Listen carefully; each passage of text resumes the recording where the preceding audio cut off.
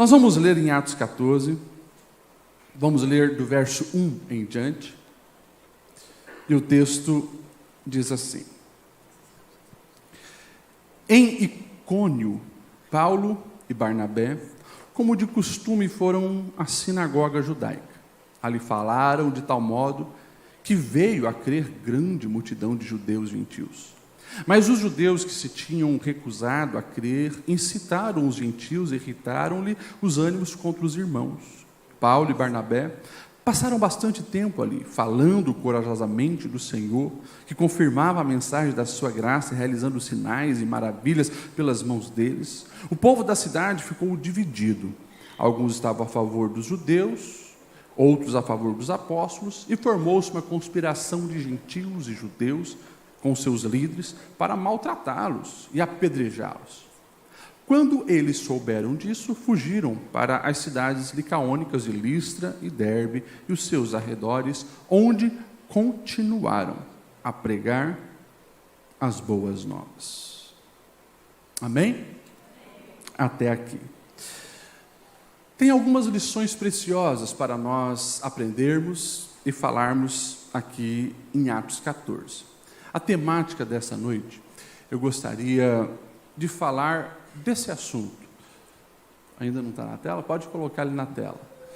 Eu gostaria de falar sobre vencendo as tentações camufladas. Vencendo as tentações camufladas. Explica, pastor Lediel, claro. Existem tentações que são muito explícitas. E claro, quando nós a identificamos, espera-se que você fuja dessas tentações. Cantamos nessa noite aqui, leva-me além, Senhor. Eu posso afirmar para você que mais do que você mesmo, Deus deseja te levar além. Deus deseja levar a mim e a você a níveis do conhecimento dEle, que talvez no dia mais fervoroso do teu coração, você desejou. Deus quer se revelar a nós. Porém, muitas vezes caímos em tentações que impedem que isso aconteça. Caímos em tentações que nos afastam de Deus. Ser tentado não é pecado. Cair na tentação é pecado. Tentações explícitas. Muito simples de afirmar isso. Você é casado, você é casada. De repente, você é casado, uma mulher bonita começa a dar em cima de você, querendo sair com você. É uma tentação muito explícita. Você sabe que é errado e, é claro, espera-se que você fuja dessa tentação. No caso de você, mulher, um homem muito bonito está em cima de você que é casado, e você sabe, é uma tentação. Não é para mim. Você foge, tranquilo. Você identificou a tentação de uma maneira muito explícita.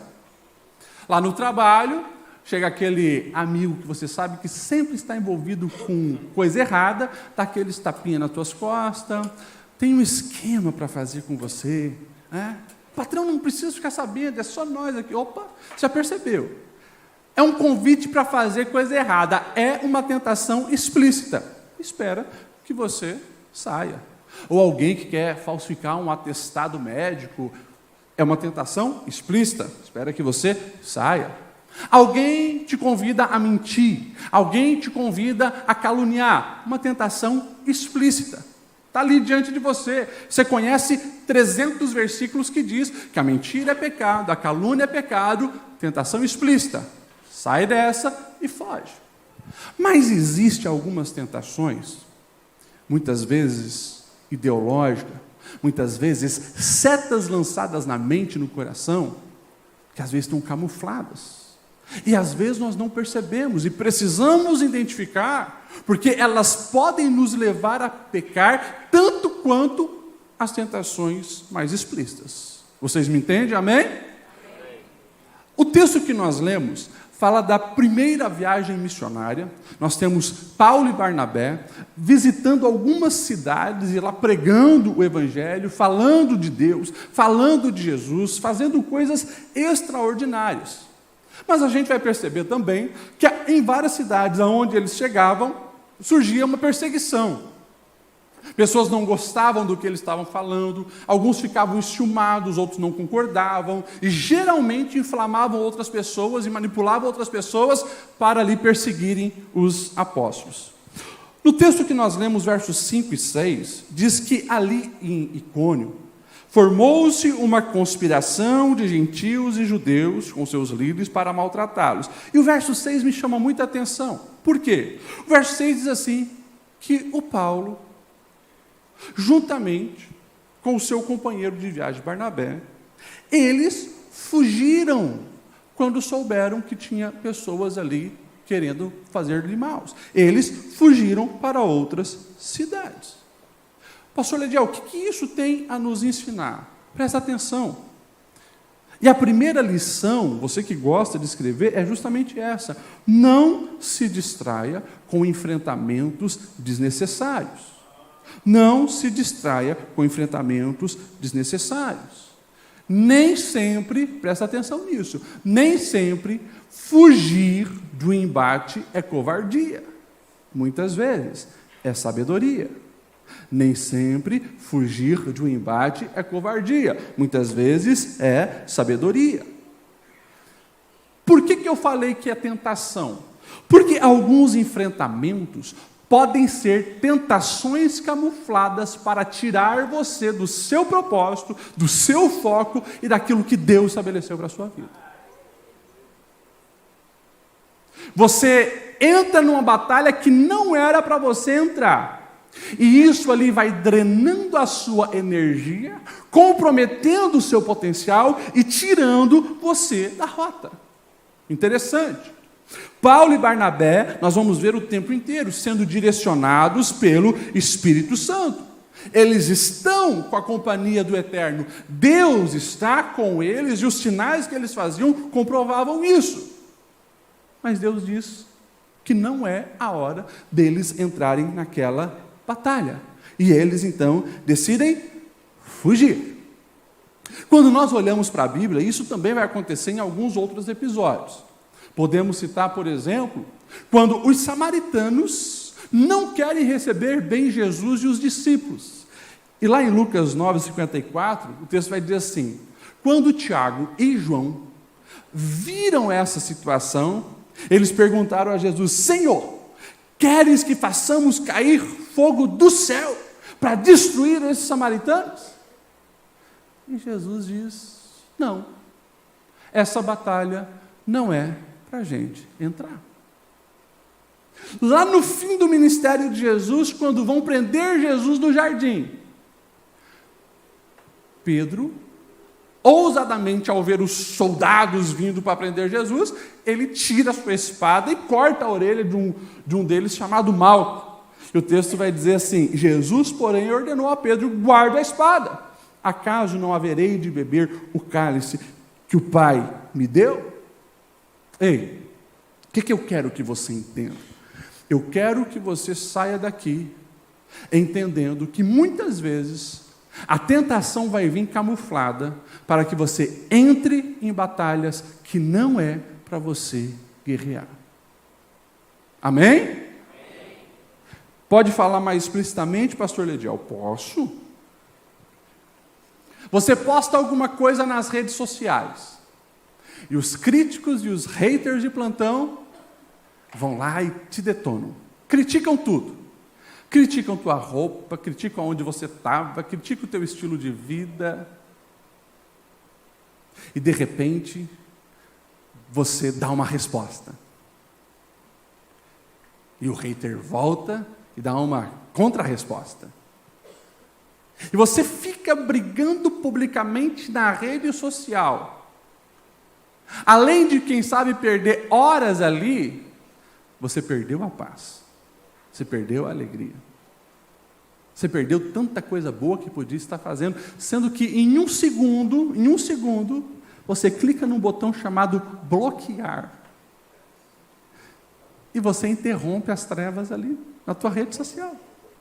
Simples assim.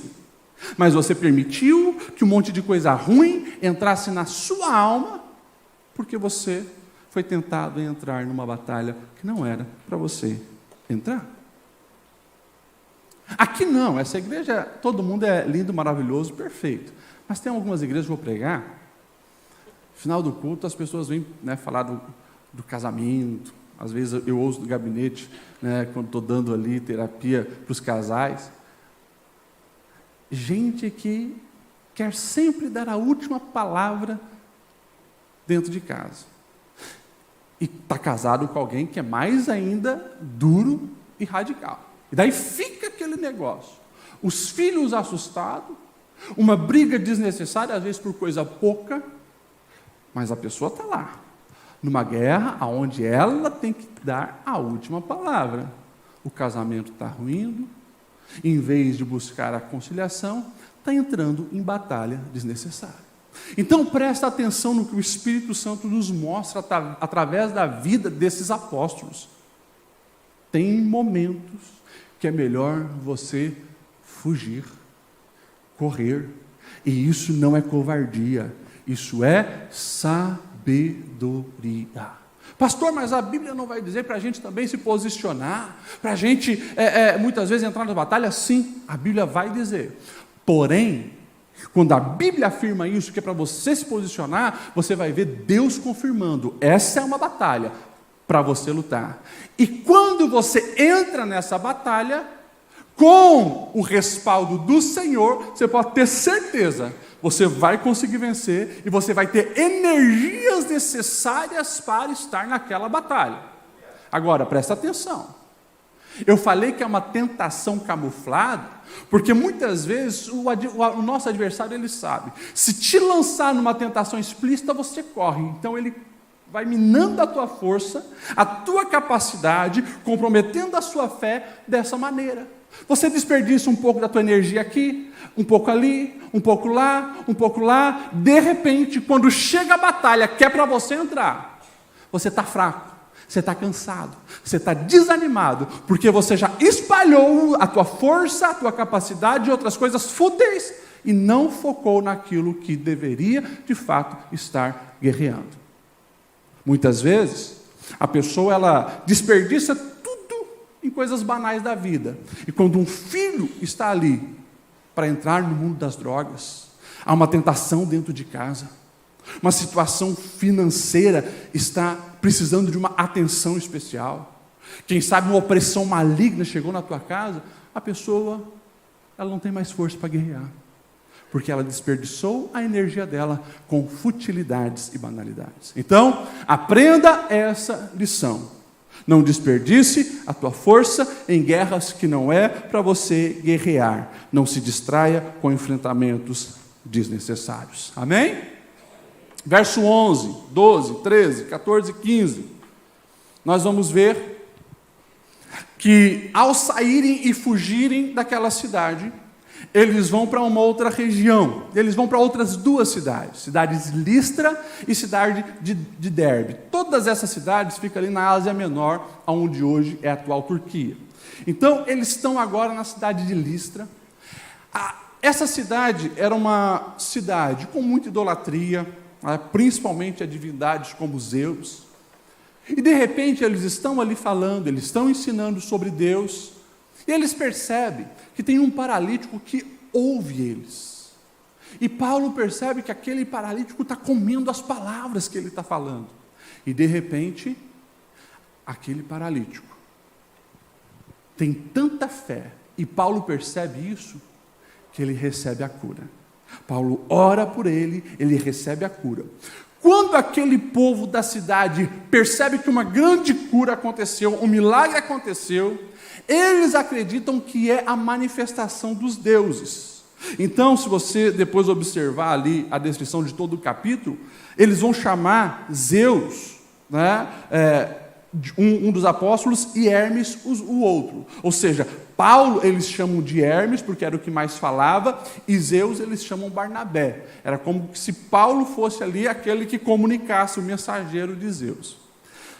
Diz os historiadores que havia dentro da mitologia ali, um mito onde eles acreditavam que na antiguidade, esse deus deles, Zeus, tinha estado na cidade, mas a população não acreditou, Um homem acreditou e ele foi agraciado, segundo essa mitologia, com um grande palácio. A casa dele foi transformada num palácio e todos os outros que não acreditaram foram prejudicados e as suas casas foram destruídas. Isso rodava no meio do povo como um dito popular.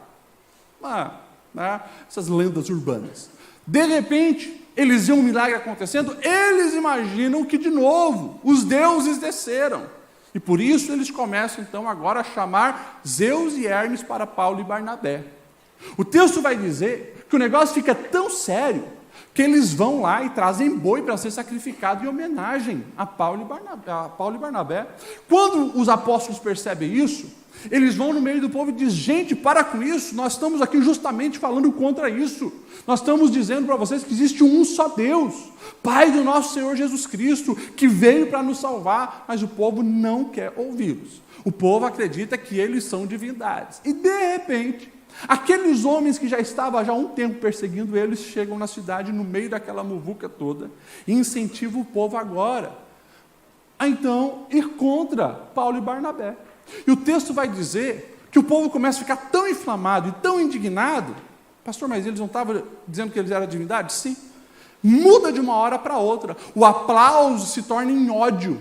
E de repente, o texto vai dizer que eles apedrejam a Paulo e a Barnabé. O que eu posso, olhando para esse texto, aprender que também é uma tentação camuflada? Presta atenção nisso. Nós precisamos entender que nem toda palavra ao nosso favor é palavra de bênção. Tem muita gente procurando que o seu ego seja massageado. Aqui, olha só, os apóstolos estavam sendo chamados de deuses, mas eles sabiam quem eles eram em Deus e que só existe um Deus. Eles estavam rejeitando aquelas palavras de bajulação. Presta atenção nisso, porque muitas vezes palavras doces serão lançadas sobre você, mas no fim é amarga como fel. E nós precisamos ter sabedoria, porque essa bajulação, ela pode ser uma tentação camuflada para te tornar uma pessoa arrogante, soberba. E a arrogância, a soberba é extremamente pecaminosa. Faz com que você se afaste de Deus. Por isso, muitos caem nesse pecado e nem percebem que estão em pecado. Então nós precisamos ter uma grande atenção. Quando nós olhamos para a palavra, você vai perceber o diabo, na tentação que ele faz sobre Jesus, ele querendo justamente bajular Jesus e oferecer coisas grandiosas para Jesus, como todos os reinos. Imagine, você tem potencial para ser o rei de todos os reinos, e tudo isso eu te darei. O que você precisa fazer? Só me adorar.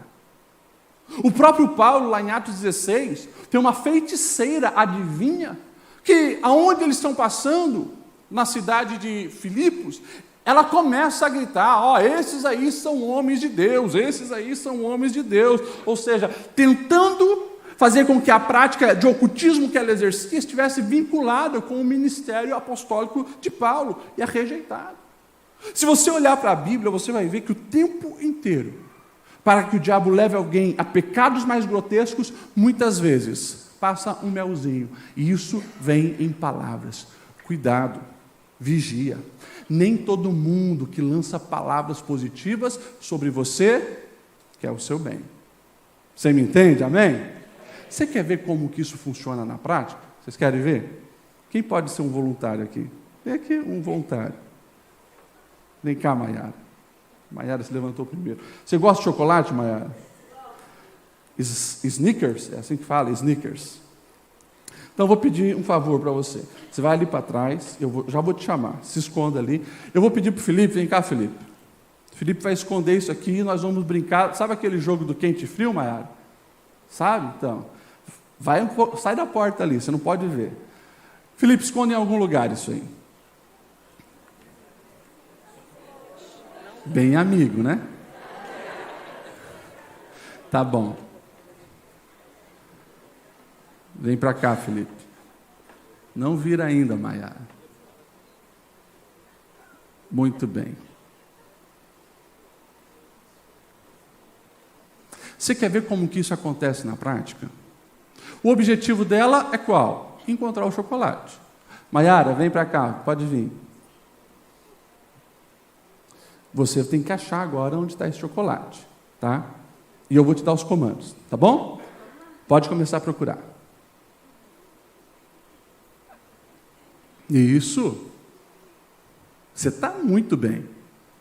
Parabéns. Isso. Continue. Está maravilhoso. Está chegando, está chegando.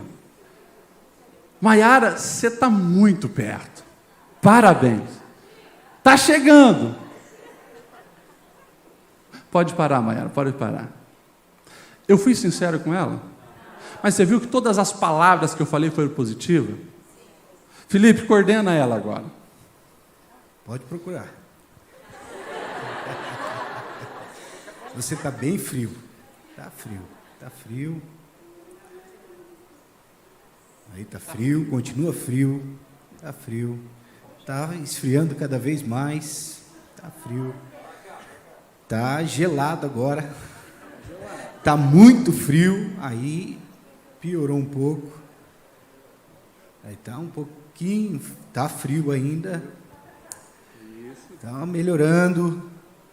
Está ficando morno.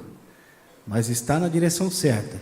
Isso, está esquentando. Está quente, está quente. Está bem quente. Opa! Está muito quente aí. Aí ferveu agora. Agora está esfriando novamente.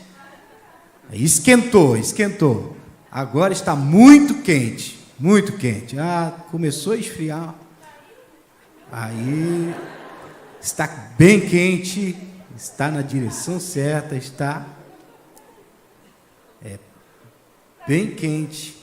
É aí mesmo, procura que está aí. Achou. Uma salva de palmas para a Maiara. É teu, Maiara. Por que eu dei uma pausa na reflexão, né, de 2 minutinhos para a gente fazer essa dinâmica? Obrigado, tá, Maiara? Gente, presta atenção nisso. É muito sério que eu estou falando aqui para vocês hoje. Muitas vezes, o inimigo vai agir como eu estava fazendo com ela. Não importa a direção que ela estava indo. Eu estava dizendo, legal, continue, você está bem, está chegando, está perto. Ei, muitas vezes você ainda não percebeu que você está a quilômetros de distância do objetivo que Deus estabeleceu para a sua vida, para a sua família, para o seu ministério, para a sua paz interior. E o diabo, muitas vezes, através de amigos, através da sociedade, está dizendo, legal, continue assim, está maravilhoso. Continue enrolando seu patrão, continue dando um jeitinho financeiro, continue traindo o seu cônjuge, continue preso na pornografia, legal, continue ouvindo esses tipos de música, não tem problema, encher a cara com uma cachaçinha, continua, fuma o teu baseadinho, legal, você vai chegar lá. É desse jeito. Você está perdendo o seu tempo. As vozes estão dizendo, é Zeus, é Hermes, você é um Deus.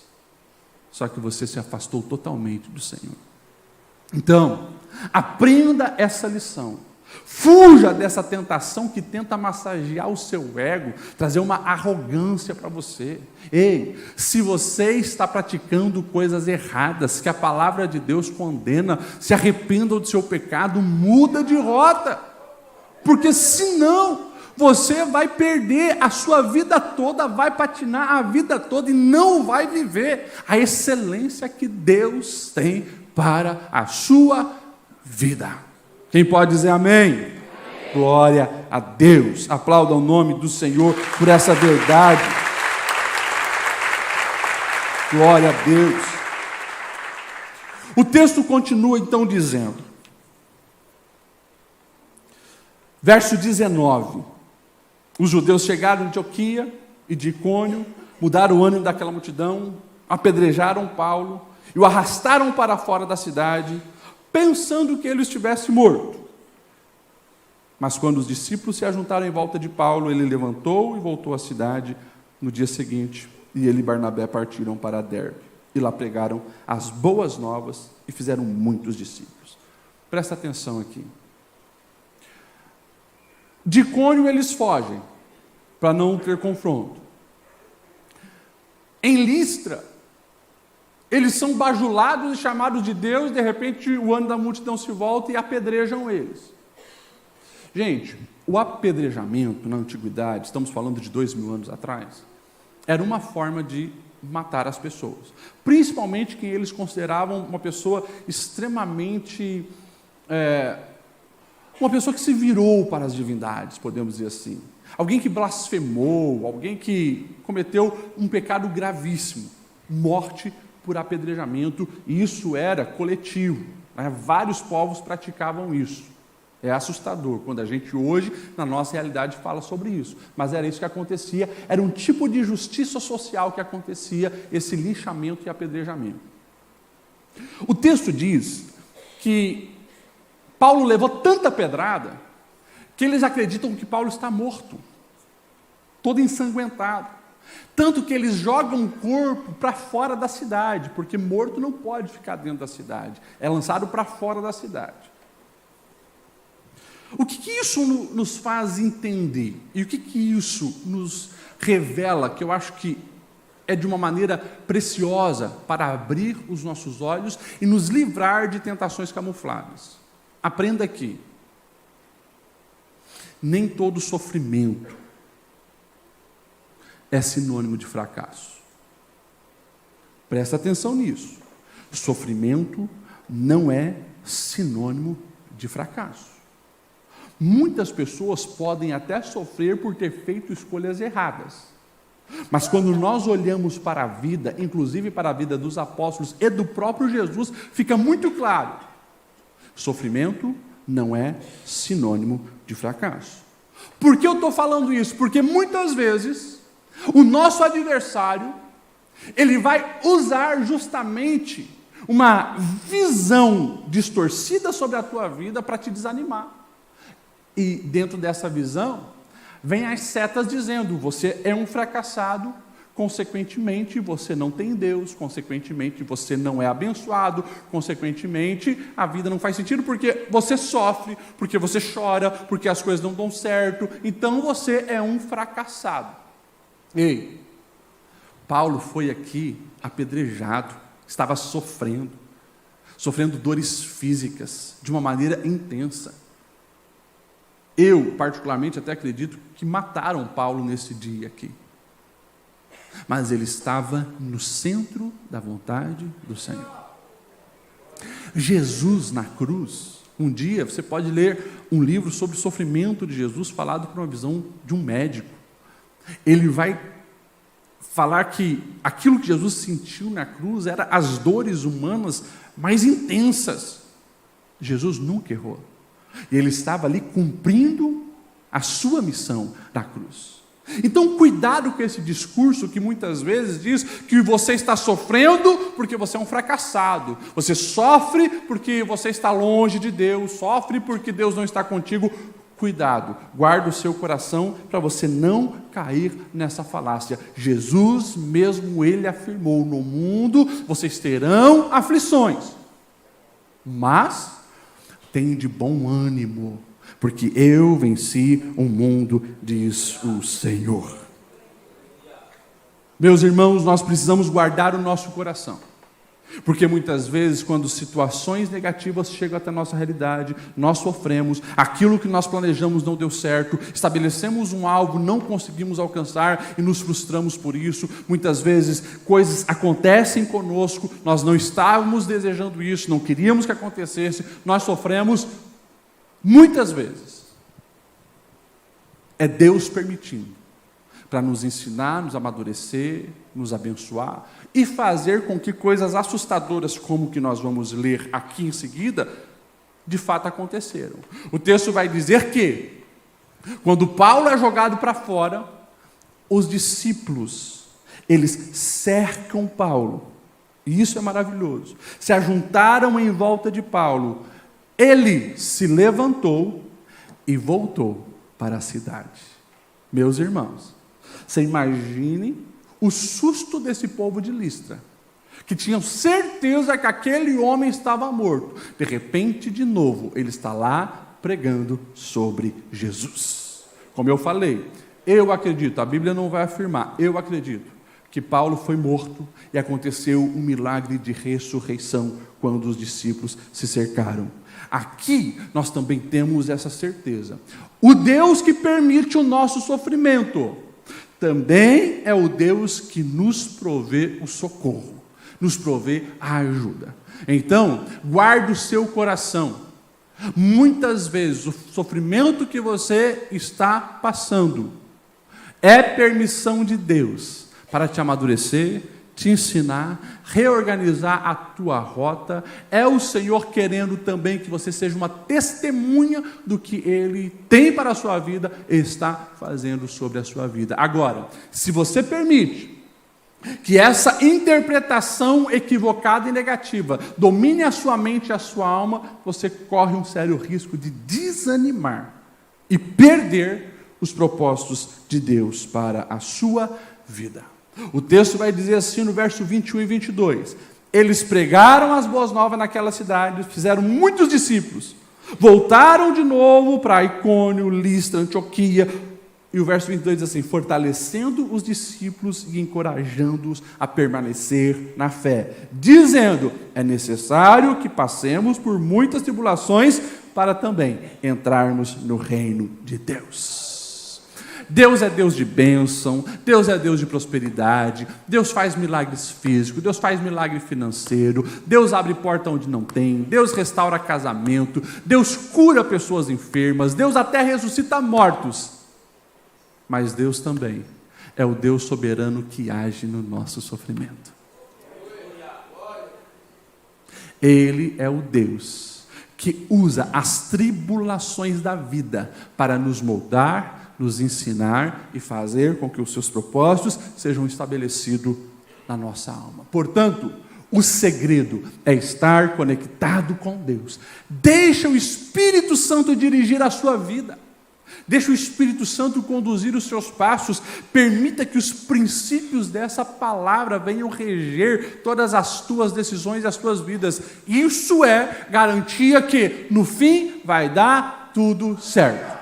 Não sei por onde você vai passar, não sei quantas traições você vai sofrer, não sei quantas perdas chegarão até a tua porta. Eu sei o seguinte: se você está nessa aliança com Deus e mantém a sua parte, Deus vai manter a dele e no final vai dar tudo certo.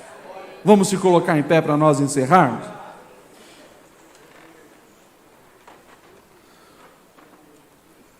O salmista, ele nos incentiva a guardar a palavra para nós não cairmos em tentação.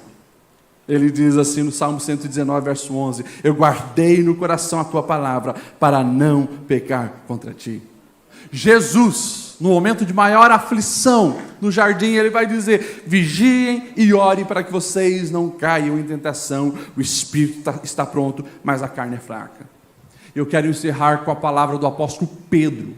Quando ele está escrevendo a sua primeira carta, lá no capítulo 5, do verso 6 ao 10, ele vai dizer assim, essas palavras para alertar a igreja sobre a tentação e para fortalecê-los. E que vocês tragam isso para a alma de vocês. O texto diz assim: humilhem-se debaixo da poderosa mão de Deus, para que Ele os exalte no tempo devido. Lancem sobre Ele toda ansiedade, porque Ele tem cuidado de vocês. Estejam alertas e vigiem. O diabo, o inimigo de vocês, anda ao redor, rugindo como leão, procurando a quem possa devorar. Resistam-lhe, permanecendo firmes na fé, sabendo que os irmãos que vocês têm em todo o mundo estão passando pelos mesmos sofrimentos. O Deus de toda graça, que os chamou para a sua glória eterna em Cristo Jesus, depois de terem sofrido por pouco tempo, os restaurará, os confirmará, os fortalecerá e os porás sobre firmes alicerces.